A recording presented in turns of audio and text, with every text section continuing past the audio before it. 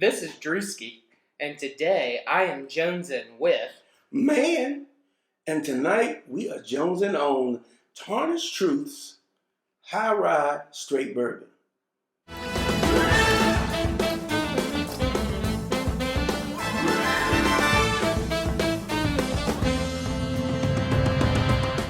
All right, so Drewski, you're back again with us.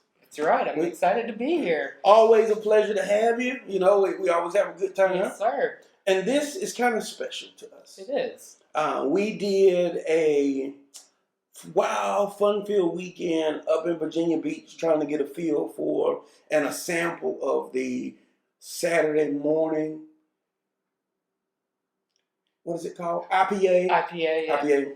We didn't get it. No. If you guys want to, check it out and see how that happened, I'm going to put a little card up here so you can check it out. But one of the fun things that we got a chance to do was to check out the, how do you say the name of that?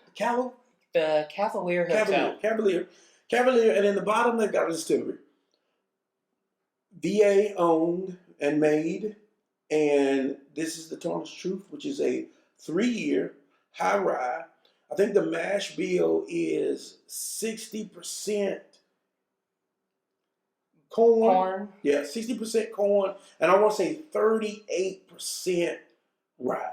That's right. So still a bourbon, because I think one of the rules around bourbon is it's got to be 51% corn. Yep. So they're well over the corn, but they use the terminology high rye because the other 38% is mostly rye.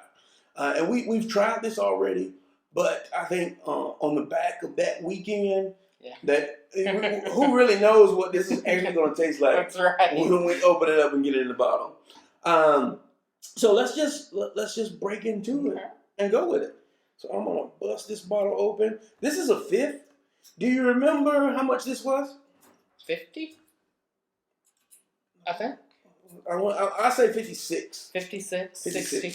56, somewhere in that neighborhood. It is a little pricey for a bourbon. And do you think it's justified off of what we know so far? Yeah. I wouldn't have bought it. Okay, right. True. Yeah. Oh, that's got such a nice, clean, fruity. So house rules as always. We go, and I love. I mean, it's kind of awkward at first, but I love that glass, that squared off glass there, really heavy. It's a real nice feel to it. What I was alluding to about the price standpoint is, if you get a chance, you're in Virginia Beach, check out Tarnished Truth in the bottom of, I want to say the Clevelander, but that's in South Beach. It's the Cavalier. Check it out because I think she said it was, and shouts out to Rebecca, there were 6 folks who worked in the distillery piece. And they bottle, label, everything. And so I think that there's a lot of love and manual labor that goes into that. And usually, and you probably heard me say it before, with small batches, sometimes that price is a little bit more because of the labor that goes into, actually sticking the label on the bottle. I think they had a 4-row, I don't know what you call it, bottler, where they actually just lifted, pressure pushed by hand, and did each bottle, 4 bottles at the time. So I mean, that's love. That's handmade. Yeah, I think they also on this label. Well, maybe I don't know if it's right here. It's all handwritten, every bottle. Yeah, handwrite that little number right there.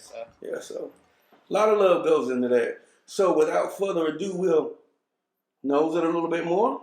Clink them and drink them.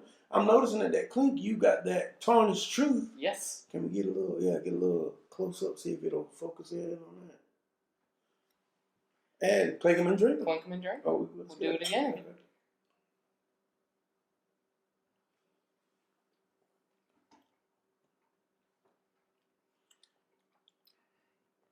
It's a little peppery.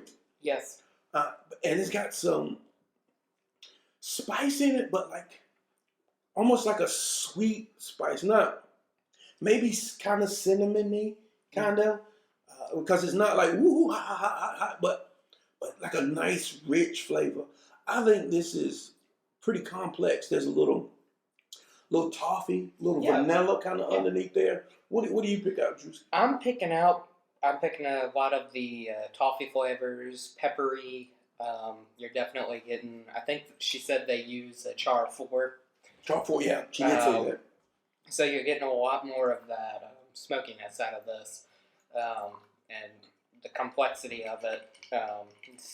It burns a little bit, but it's not a bad burn. I like that burn. Right. It's not. So I'm gonna pour it on the rocks. I seem to remember my thoughts, neat versus on the rocks, but I'm gonna try it again. Yeah. Just because this is what we do. Clink them and drink them.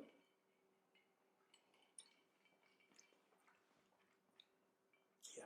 Smooth. It definitely takes that pepperiness away. It takes the burn out and tapers the peppery down a little bit. But one thing I said when we first tried it, and I still say it, this is one I like neat. Yes. Even though it has the heat, even though it's kind of spicy, it's not over the top. And the layers within it are complex. And it's almost like a nice ride. You start out with a little heat, that little energy, that excitement that builds on a roller coaster, and then you get a little breeze that comes from that heat leaving, and you start to taste a little toffee, you start to taste a little vanilla, you start to taste a little, how those things kind of intermingle in together, and then right at the end it finishes, and woo, the ride's over. And you pick up your glass again, and you bored. Yep. I really like this a lot. I'm in love with it. It's another one of my. It's gonna go back behind my sofa. yeah, for sure. I think that I ended up buying the Cavalier, which is the old Cavalier, which is the 9-year, because it was so smooth, and we're gonna catch that in the episode pretty soon here. So keep an eye out for it. But yeah, really, if you're in the Virginia Beach area, you definitely got to check this out. So, Tarnished Truth, high rye, on a scale of 1 to 5, what would you rate it? I'm going to go with 4. Okay. Simply because that flavor palette, the price point, it's really hard to find a bourbon this good, I think, at this price point. And I think a lot of it, too, seeing the love that's put into it. And, it's from my home state. Yeah. So, and maybe I am a little jaded because I saw the process. I know everything that they put into it as far as justifying the price point. I probably would say, because I'm going to say it was 50 something. So let's say $60. I would probably say $60 is a little high for a 3-year. But on the other hand, it's available. You can get it. I mean, I don't know how far outside of Virginia Beach it is, but I mean, for us, we can go to Virginia.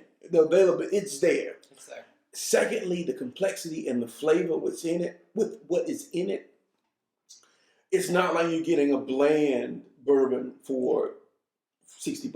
No, not at all. So I'm gonna actually give it I'm teeter-tottering 3.5, 4-ish. I don't give enough of them, and because of the whole package and everything that goes in together, I'm gonna give it a 4. Yeah, I'm gonna give it a 4. And I really do like it. I think Jones would love it. Hopefully, I'll get a chance to let him get a little swig of it and see what he thinks. But yeah, so there you have it. Tarnished Truth, 3-year, high rye. And this is a high rye. I keep saying I don't like rye, but there's some rye things I like. I'm kind of going more towards rye, I think, here lately. Yeah, for sure. Well, again, as always, Drew, thank you for joining us and for a fantastic weekend. Yes, sir. I will say you can find us on Facebook, Twitter, and Instagram at Jones and Mann. So check us out, subscribe, follow. We got a ton of episodes and videos out there. Watch. I try and keep a good interaction with everybody. So comment, and I'll try and get back with you. And this has been another episode of Jones and Mann. That's right. Thank you for coming out to Virginia. Oh, This has been fun. This is for lovers. And they didn't tell me it was for lovers of bourbon. That's right. I didn't know until this weekend. That's right. And we'll see you next time, Jones and Mann. I like it.